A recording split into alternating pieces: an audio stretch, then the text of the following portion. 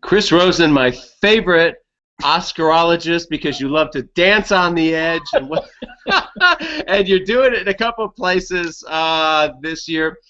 Let's start with Best Picture Director. You're seeing a split there, aren't you? Yeah, I think it's I have Birdman winning Best Picture basically because Birdman has won everything throughout the season as we've seen. It just feels like that is going to end up winning Best Picture. I'm still holding out on a shred of hope that Richard Linklater wins Best Director though instead of Alejandro González Iñárritu. My thinking is, I mean, like last year obviously they split. 12 Years a Slave wins Best Picture. Alfonso Cuarón wins Best Director, and we all were like, oh, Alfonso Cuarón won Best Director because it was such a massive technical achievement that could not be, stopped for winning. And I feel like, obviously, Birdman and Iñárritu have that kind of technical prowess because of the one-shot audacity, even if it was done through, some visual effects and some longer takes and stuff. But I just feel like the 12 years of doing Boyhood is in and of itself a technical achievement that I don't think will be, kind of stopped. And I feel like people just really like Richard Linklater. I mean, like, actors seem to like him. He's just a nice guy. Maybe he wins. So, I don't know. That's where I'm splitting it. But, tell me how wrong I am, Tom. Well, you may be right in one sense because we've seen them split the ballot the last 2 years, right? We saw, Ang Lee and Argo win 2 years ago, and, as you say, 12 years, and Cuarón win last year. I have this new theory, by the way, Chris, that these snobs at the Academy, and we know they're snobs, that they are going for foreigners. So, you have Ang Lee and Alfonso Cuarón. Right. So that's why, if that's true, then you're really screwed because Iñárritu this year, right? Yeah. But they may split it because it's that close. But how do they split it one way or the other? It could go your way. But I do sense there's a lot of love for Boyhood, and they want to give it someplace. But I'm a coward when it comes to this. I've got to bet the guilds. Birdman has won 10 of the 11 guilds where it has competed. Boyhood has won 2. Mm-hmm. Yeah, they just seem to really, really like Birdman. I mean, like, I'm not the first person to say this. Obviously, it's a movie about kind of movies in Hollywood, so it definitely goes with the idea of an Argo and the artist in the past. So it seems like it would win. And Iñárritu, he has got obviously like a lot of, when I look at Best Director, sometimes I think like, who have they worked with? And like he's worked with a ton of major actors before, and he's just worked with Leonardo DiCaprio and Tom Hardy, and obviously, Birdman has a massive cast, and Babel had a massive cast, and Brad Pitt. So I feel like if he wins, I wouldn't be surprised. But like I said, I'm still holding out hope for Linklater that the idea that he made this movie over 12 years will be just too much for people to overcome, I think. Well, I like your theory that he's just a nice guy because he's been campaigning brilliantly out here in Hollywood, and he has been just really, really resonating in a chummy way with everyone. When I interviewed him, for example, right after the Oscar nominations lunch, I had booked a suite upstairs. We brought in a camera crew. He just sat there after the thing was done. He just wanted to chat. Right. And his rep was going, come on, we got to get out of here. I want to talk to Tom here a little bit. I want to find out about these predictions. And it was just this warmth exuding from him that he's spread all over town. Iñárritu is not that warm and fuzzy, but I have a sense they being the Oscar voters, admire Birdman, but they love Boyhood.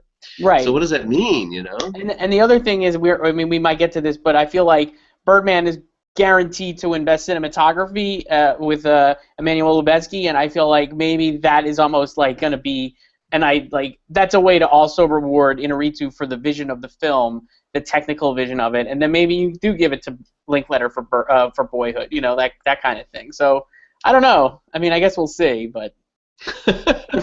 I know. And the other problem when you do the Best Picture numbers, right, you do them this way and you say, all right, well, PGA has been right the last 7 years, so that was Birdman, so I got to go with that. But wait a minute, BAFTA's been right the last 6 years in a row, so that's Boyhood. And the tea leaves are all just screwed up. All over this year is crazy. I mean, like, no matter what happens, I guess we'll be surprised. Like, I guess I could see either of those two films winning. And I mean, I've seen people say like American Sniper could pull it out. I don't see that. No, that's not going to happen. I think it'll end up being Birdman or Boyhood. Either one, I would be like, okay, that's good, This crazy preferential ballot could mean maybe we could see a Budapest upset, but even that's a bit of a loss. Yeah, I don't think so either. Plus, they could give Wes Anderson Best Screenplay and get him up there anyway. So. Yeah. Now let's talk about your really lunatic prediction. This is a crazy I think it's really great because this shows real guts, and it could happen. Look. Bradley Cooper is who you're saying is going to win Best Actor, and here's my case for it. Go for it. We haven't seen Bradley Cooper nominated against Eddie Redmayne or Michael Keaton anywhere. Cooper wasn't nominated at SAG. He wasn't nominated at the Globes. And we have consistently underestimated him. We, you and me, as guilty Oscarologists of Gold Derby, the last 3 years in a row, Chris, we did not predict a nomination for him at the Oscars, and he got it. We keep underestimating this guy. Now, here you've got this huge movie, the $300 million box office hit, American Sniper. Have a lot of strong rooting factor for it. People really love it.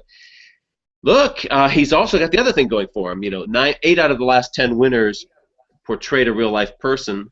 He's got that. Cooper's got that. And he's got the physical transformation, the packing on 40 pounds, the facial hair, the Texas twang. I'm talking myself into your prediction here. Stop me. See, I mean, like, all of that I feel like is true, and I think that he's also very, very well liked. I mean, like, he's worked with a ton of people in the Academy, and I feel like anytime I've seen an actor talking about a performance they really admired this year, they say Bradley Cooper, and, like, for the same reasons you said, the transformation, he single-handedly got this movie made, which I think will also speak to a lot of actors, because he produced it, he pushed to get this made, he kind of, like, really shepherded this story. I think he hasn't campaigned, and I guess that's kind of his big demerit because he's been on stage doing The Elephant Man here in New York.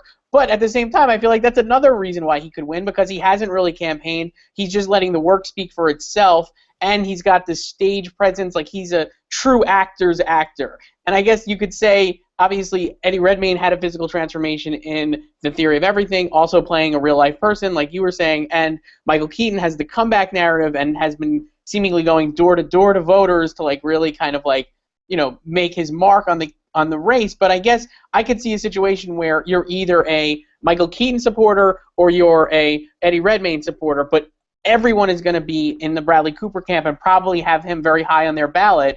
And I think if he gets enough first place votes, he could sneak in and, like, win a very, very close race as the other two guys kind of, like, split off between first and third place votes. I don't know. I think that he has a legitimate shot. He's been nominated 3 years in a row. He clearly is well liked. I don't know. I just haven't felt, just reading the tea leaves like you were saying, I haven't felt a lot of passion for either Eddie Redmayne or Michael Keaton. I think Michael Keaton is great in Birdman. I think some of his speeches have come off a little brusque and, like, kind of arrogant. I feel like Eddie Redmayne is wonderful and he seems like the nicest guy in the world, but most people are just not that excited about the movie that he's in, and it's always like, oh, well, it's a performance piece and this and that. But, so I've talked myself into Bradley Cooper. It'll probably be wrong. It'll probably be Michael Keaton, but, we have got to, as pundits, dangle off thin, shaky limbs, because you can forever be the person who said, I predicted Flash would win Best Picture. I told you so. Right. And the other three acting races are so done, you might as well have a little energy in the Best Actor. That's right. No, I can see it. I've been to one of several SAG screenings that Bradley Cooper's done, and the crowd went insane. They're talking about the love for this guy in the industry. No, it's and we've not seen him nominated anywhere, even at BAFTA, against these boys. So, that was the argument with Christoph Waltz, is he had not been competing against Tommy Lee Jones and De Niro that year. I kind of feel like it's very similar to that race, where it's like a late-breaking guy who has the Academy presence. Obviously, he's never won, Bradley Cooper, but being nominated so many times, it's kind of like, they clearly like him. I think he's very well liked among actors and in the industry. Like, people seem to really want to work with Bradley Cooper, and I think that goes a long way. Russell Crowe won for his third nomination in a row. Mm-hmm. I mean, that's interesting. I don't know. It's really interesting. I'm sticking with Eddie Redmayne because I played the numbers, and 17 of the last 20 winners of Best Actor at SAG have gone on to win the Oscars, so that's good enough for me. And plus, he did win BAFTA. He did win the Globe. Of course, Keaton won the Globe too. And Keaton has actually been giving the best acceptance speeches of between him and Eddie. Oh yeah. Eddie's just been out here, as I'm sure he has in New York. He's at all the events. He's at the opening of every car wash. He's kissing every baby, slapping every back, and he's just the most charming, likable guy. So grateful for what he's got. I mean, I was the only expert at Gold Derby predicting he would win SAG, and I had all kinds of reasons for it. But our predictions among the experts were fairly split early on, and one by one, right, they were falling away, and I was the last holdout for Eddie. SAG Award show is over, and my phone rings. It's Eddie calling me. And I went, what? Hi. He goes, I just want you to know that I was losing confidence as I saw those each of the experts ditching me, and you were the last hold on. And I was beginning to think I was losing faith in myself, and you gave me the hope, and I held. And I was just thinking, wow, what a smart politician. Yeah. Calling me at 11:30 at night to say thank you. but he was working it, Yeah, he's been really great, and he's so charming, like you said. Like, I think if it's not Bradley Cooper, I would say it's Eddie Redmayne for sure. Seems like he would be the best bet. But that would mean then we'd have Birdman winning Best Picture without an acting win, which is also kind of like very increasingly rare, I guess. It is, yeah. 20. So, I guess the last 20 movies to win Best Picture, 12 won acting awards, but some were movies like Slumdog Millionaire. Yeah, Slumdog and Argo and Crash, obviously. So I guess it's hit and miss. But like I don't know. I guess we'll see. That is going to be that to me is actually more exciting than the Best Picture race, just because I really could think any three of those guys could win. And I think any three of those wins would be really cool. I mean, like, I think they'd all be very deserved. It's not like a year. The one thing about this year, I feel like that, we obviously got all hung up on a lot of the snubs and how, disappointing it was that Ava DuVernay and David Oyelowo weren't nominated. But even within that, I feel like a lot of great movies did get nominated this year, and there's a lot of great performances that actually ended up being, even if the season is dragged on a little too long, it does feel like there's a lot of good movies up. Yeah, there's no movie I hate in the Best Picture race. There's always at least two. And this year, same thing. No place to put all my hate on. Right. There's no extremely loud, incredibly close. Boyhood has been out front at Gold Derby since mid-August when we started making our picks, and it just stayed there, and it really seemed to have the mojo. It was picking up those early Critics Awards, won the Golden Globe, Critics' Choice Awards, whatever. And then, of course, we saw this big shift when the Guild Awards hit, and then it was Birdman all the way, and now we've seen this new momentum, and we don't know whether to believe that or not, because it's not quite this is the King's Speech, which had great heart to it. It seemed that when that happened 4 years ago, when the King's Speech suddenly took over from Social Network, when the guilds kicked in, it was the heart of that movie that was winning people over. But in the case of this year, the movie with heart is the one that was leading up front, the Boyhood movie. So it's kind of hard to. So what caused the shift then? Was it just why are the guilds going against the movie with heart? I think it's just, I would say for SAG, it's, obviously, like, we'll start there. Birdman won. It's a massive cast. They all worked really well together. Like, they're all very much within the industry, I think, very respected. That's a good cast.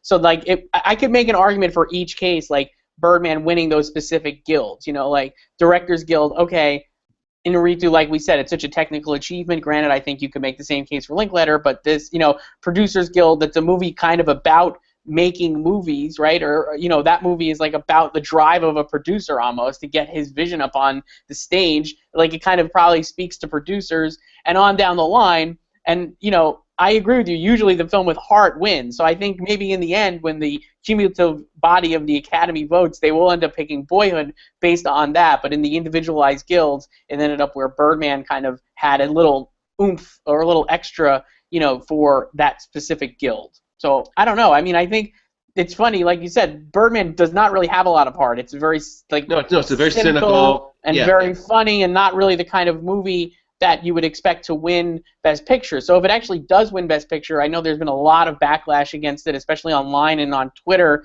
from people who don't seem to like Birdman anymore. They're just tired of it, I guess. But it's still a great movie. If it actually wins, it would be one of the kind of coolest and oddest Best Picture. You normally have to have the rooting factor going for it, like Cherry right. Slumdog, whatever. And I'm not so sure I see the root. I can make a case for all of its guild wins as you can, and because of the admiration, etc. But is it there for the big rooting? In that case, then Birdman wins Best Picture. Maybe Inarritu wins Director. But my basic question is this: a couple weeks ago, we were all saying, "Oh God, this is so boring. It's Boyhood," and all the acting races except Best Actor seemed locked up, and we just get this race over. It's just beyond boring, and all of a sudden it became one of the most exciting races in years. Is that because the race really changed, or is it because you and I are idiots? In other words, that we that we experts, so to speak, just called it wrong from the beginning. I think it might be that we just called it wrong from the beginning. I mean, like, it just doesn't, it just ended up being a race, but we just kind of misplaced. I feel like Birdman had such buzz and stuff, and then it just kind of like we all kind of forgot about it and like remembered that Boyhood was great, and that extends there. So I don't know. What do you think?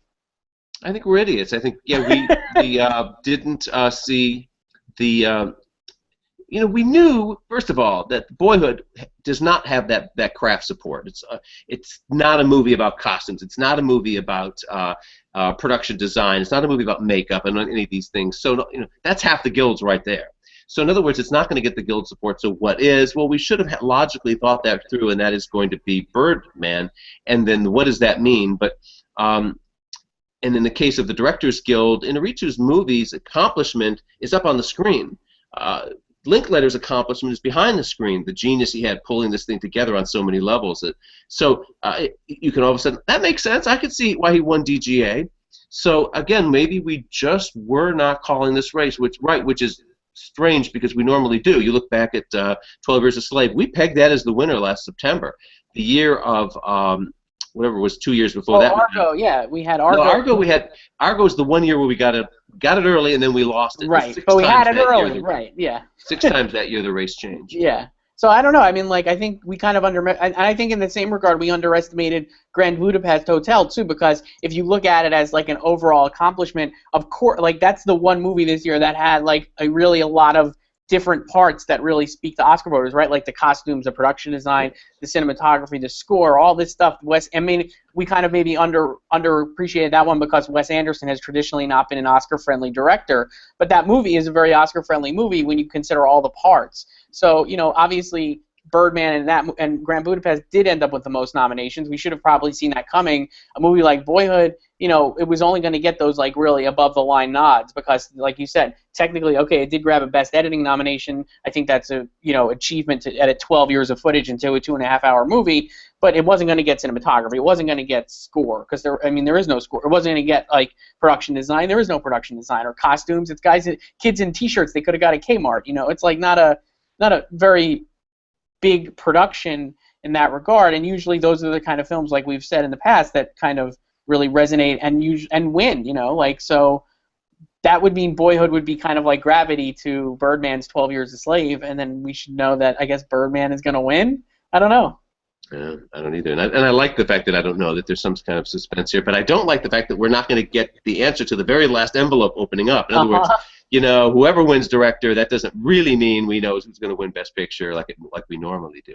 And we can't even count on editing because Birdman obviously was not nominated for editing, making it even further difficult to predict because, the only last movie to win Best Picture without a Best Editing nomination was Ordinary People. That was 35 years ago. So it's not an easy race to call, let's say, this year. So I don't even know. I mean, like you said, like even after, no matter who wins Best Director, no matter who wins Best Actor, even, if Michael Keaton wins Best Actor, that might seem like, Birdman's got it locked up. But I still would say it's still going to be down to that last envelope. We're not going to have any idea.